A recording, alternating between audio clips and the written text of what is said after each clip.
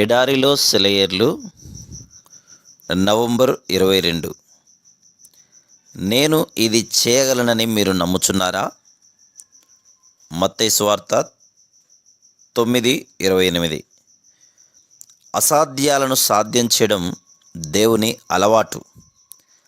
ఎవరి జీవితాల్లోనైతే అసాధ్యం అనుకున్నవి దేవుని మహిమార్థం తప్పకుండా సాధ్యం కావాల్సి ఉన్నాయో వాళ్ళు సంపూర్ణ విశ్వాసంతో వాటిని ఆయన దగ్గరికి తీసుకెళ్ళాలి. ఏ పని ఆయన చెయ్యి దాటిపోయి సమయం మించిపోయిన పని కాదు.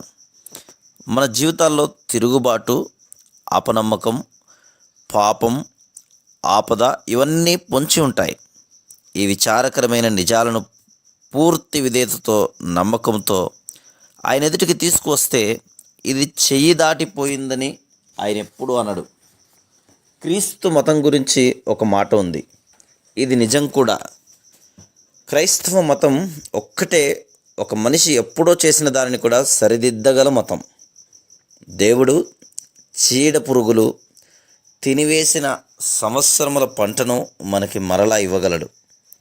మనం మన పరిస్థితిని అంతటినీ, మనలను ఏమీ దాచుకోకుండా నమ్మికతో ఆయన చేతుల్లో పెడితేనే ఇది సాధ్యం. ఇదంతా మనం ఏమై ఉన్నామో దానివల్ల కాదు, కానీ తానేమై ఉన్నాడో దాని మూలంగా జరుగుతుంది. దేవుడు క్షమిస్తాడు, బాగు చేస్తాడు, తిరిగి మునుపటి స్థితిని దయచేస్తాడు. ఆయన కృపకి మూలమైన దేవుడు. ఆయన మీద నమ్మకముంచి స్తుతించుదాము. కాదేది అసాధ్యం క్రీస్తుకి, లేరెవరు ఆయనతో సాటి. అసాధ్యాలను చూసి సరదా పడే దేవుడు నాకున్నాడు. నాకేది అసాధ్యం కాదు. Praise the lord.